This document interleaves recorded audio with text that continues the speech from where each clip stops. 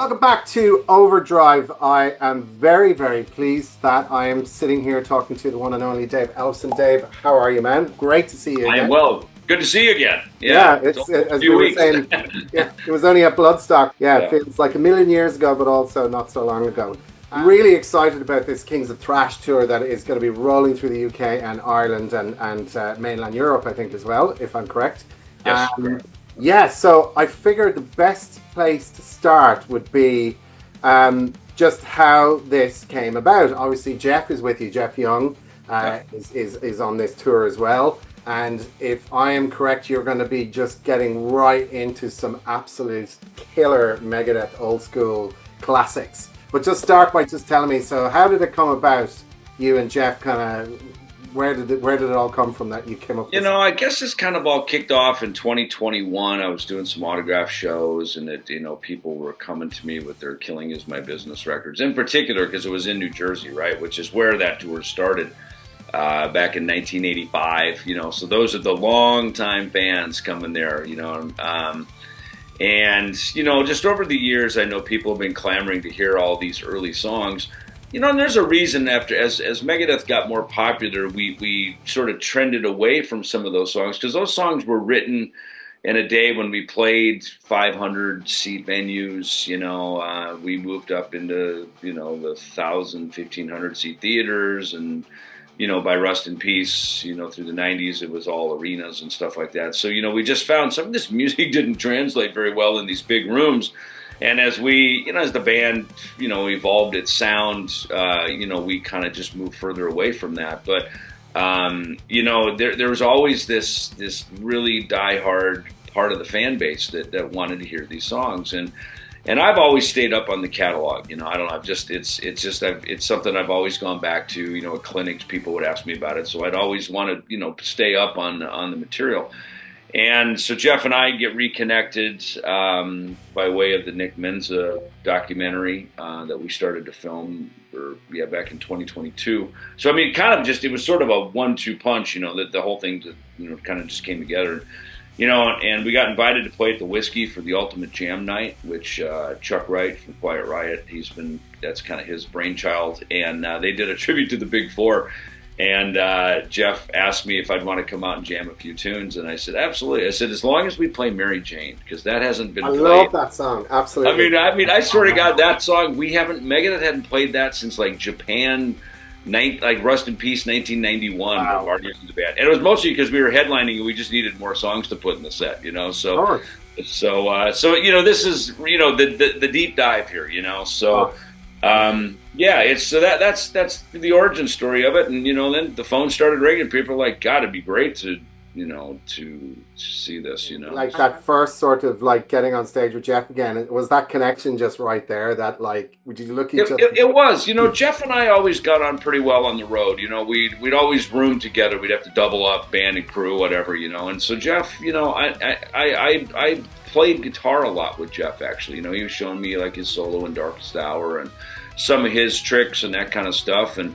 so I always enjoyed that. And now we've all gone our separate ways, had our own musical journey. So to come back all these years later with all that experience, and yet, again, we've got a common center with our time in Megadeth together years back. And, the funny thing with Jeff, man, is, look, he's a schooled musician, and he's, I guess probably the thing I didn't know about Jeff that I've learned more about, now that we're playing together is, he and I shared a lot more of the same record collection than I was aware of, with Mahogany Rush and Angel and this early AC/DC stuff and Thin Lizzy. And, he's one of the very few people I know who actually saw Led Zeppelin, because for me, just our age when we're born, but he grew up in a small town, Akron, Ohio. So a lot of, groups when they were very popular, would go through his area, and he got to see a lot of those same acts some of the same ones that I got to see growing up as well. Am I right in saying, so this particular tour, you're touching on is 30 years since Youthanasia? Is that right? Am I? Yeah, November 1st will be 30th anniversary, and I just felt that was something that would just was appropriate. You know, it just kind of felt right in our timeline here. We started playing Train to Consequences in our live show with Kings, so we had Reckoning Day, I guess, in there a little bit, and during the tour a couple years ago. So I just thought, let's at least just give a nod to it. We don't need to do the whole album top to bottom, but let's just kind of open the vault. So we've got a handful of tunes from that record, a couple of deep cuts, which is good. Train of Consequences, that opening guitar riff, that's just one of those lighters in the air kind of, it's instantly like, oh my God, it's just so... It is. It is. I mean, will you be diving into So Far So Good So What and Peace Sells and Killing and we're going to hear all this stuff? Oh. I mean, look, so far we've done, we did the one tour a couple years back, which was Killing Is My Business and So Far So Good So What in their entirety. Just back in July, we went to Australia and played Peace Sells, but Who's Buying in its entirety. And now moving into Youthanasia, which, is our kind of moving into some of the 90s stuff. Say So Far So Good So What. That was a record that hit good after Peace Sells, and it continued to keep selling. And there's those of us of a certain age that was that and Master of Puppets were kind of and maybe Among the Living from Anthrax. Those were the connecting records that really sort of spoke into our audience. And I also think as well, like the decline in Western civilization, like the fact that you guys were in that more towards the end of that, and obviously there's footage of Dave singing In My Darkest Hour there. It was such a stark contrast to everything that you had seen throughout the start of the movie. But, and it's interesting, how that ties in even to this tour. We named it Anarchy in the UK. We had Steve Jones from the Sex Pistols play on that record. We talked about doing Problems. That was the song that we were thinking. But now as we've been playing that song with Kings of Thrash, I realized why we didn't pick it. Anarchy in the UK was for sure the more popular song. That or God Save the Queen would have been the two most popular Sex Pistols songs. Yeah. And Anarchy has just it's got a great chorus. It's a fun song. It's upbeat. It's got an identifiable chorus. It's a well-written song. And, to have Steve Jones come in and play guitar on it added great weight to that. As that record was getting set up, we played the Christmas on Earth up in Leeds, that festival that was up there, and that was, I think, December 1987. Wow. So we come out of this. I think that might have been Jeff Young's first show, and we'd have to fact check. That's a trial by fire. Yeah, exactly. So I mean, it was us headlining. It was Overkill, Laz Rocket. I mean, it was a cool thrash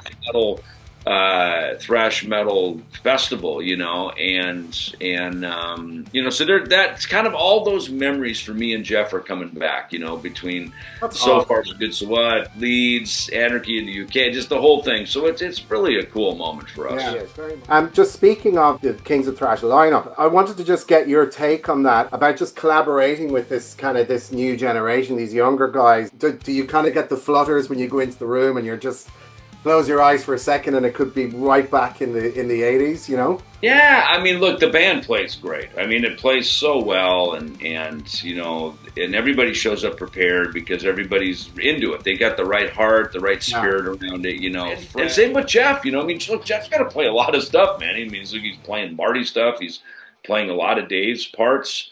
So I think everybody I've got the easiest part because these are parts that I wrote, played, recorded. Well, it's like muscle memory for you, I guess. Yeah, for me it's just muscle memory. Yeah, I practice and it's just sort of remembering what I've already done. For these guys, they're having to go down deep into the psyche of other musicians and to really understand, the nuances of how these musicians play. Yeah. What would be, for you, looking back on all of that time, in terms of your discography, would be one of the proudest moments for you? And I know that's a hard question because each album is almost like a child, I suppose. But it is, yeah. And every one of them has special moments. Killing was our first record any of us had made. Dave made, the No Life to Leather demo with Metallica.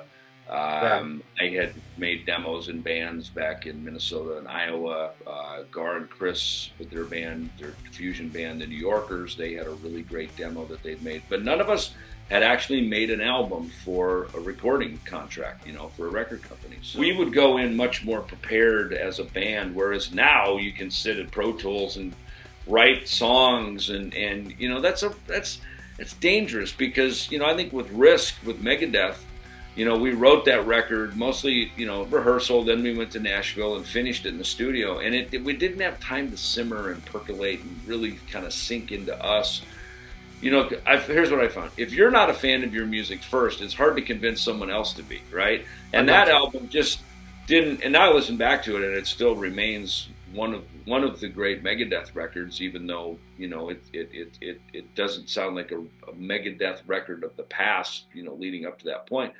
But, we didn't have enough time to let it just kind of absorb into us. And then next thing you know, we're right on the road playing these songs, and it's like, oh shit, these songs aren't really connecting so much, to just have the time to let the material absorb, and I think, Jeff Young is really big on this whole mindset of, we're analog creatures, and that's why digital music doesn't connect with us, and it doesn't stay with us. So, if given the chance, would you go back in time and do something different with that album, or are you quite... No, because you'd have to start all over on that. You'd literally have to go back to you'd have to go back to the rehearsal room. Here's the long and the short of it. We thought, okay, look, our manager at the time was really leaning on us to dig deeper into this radio approach. An approach that worked very well in Cryptic Writings, because we said, hey, let's make a third of the record. We've got to reinvent the band in a way that's competitive with what's happening around us there's a radio format here in America called active rock radio, and now bands like Disturbed, Shinedown, Godsmack, they own that. Hailstorm, they own that format, right? And we had some success with it, like with Symphony of Destruction and Sweating Bullets and stuff like that in the early 90s. But so and then with Cryptic, then the other third radio, a third metal, a third kind of whatever, and it worked. It was the right approach. With Risk, there was just kind of this really heavy push.